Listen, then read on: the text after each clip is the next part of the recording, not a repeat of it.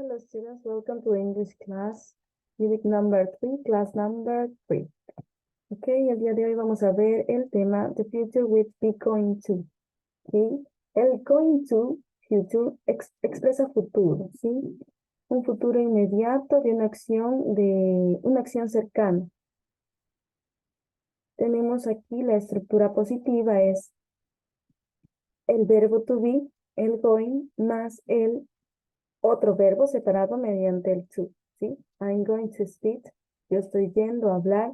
La forma negativa, lo único que realizamos es aumentar la partícula not entre el verbo to be y el verbo que utiliza el going o el ing.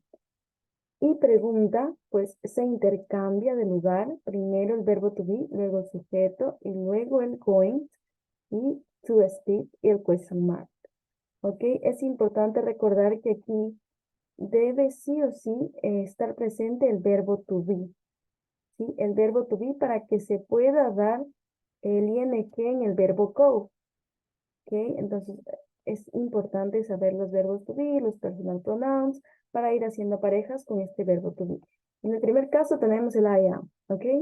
En el segundo tenemos ya a you, a we y a they que van a ir con el verbo to be are, con are hacen pareja. Entonces sería you are going to speak o we are going to speak o también they are going to speak, ¿no? Y su forma negativa lo único que se realiza es aumentar la partícula not después del verbo to be. ¿Okay? Y en la pregunta solo se intercambia al lugar el verbo to be y el sujeto. Lo mismo aquí, se utiliza el verbo is con he, she, it, se utiliza el verbo to be is.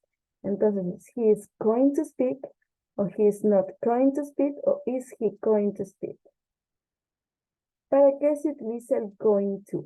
Obviamente para indicar un futuro de una acción, de un futuro cercano que ya ha sido planeado o preparado. Entonces aquí tenemos dos puntos muy importantes.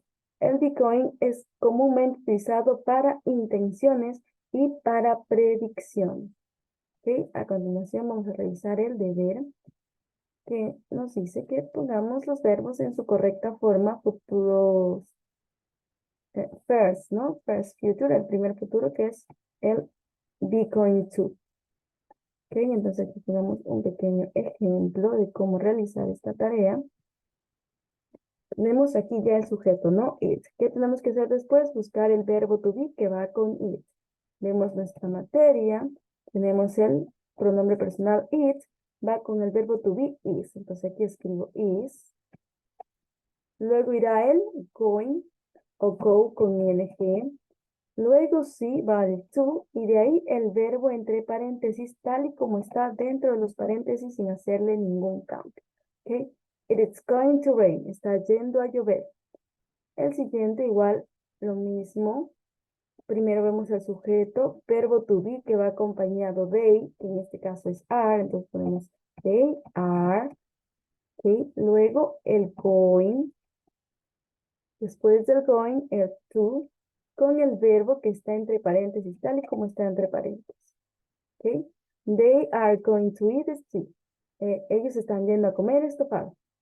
Si vemos la presencia del not en la oración, significa que nos está pidiendo la negación. ¿Y qué se hacía la negación? Simplemente se aumentaba la partícula not después del verbo to be. Por ejemplo, yo tengo este Jack. Jack is not going to, y el verbo que tenemos aquí entre paréntesis, go. Okay, thank you students for your attention.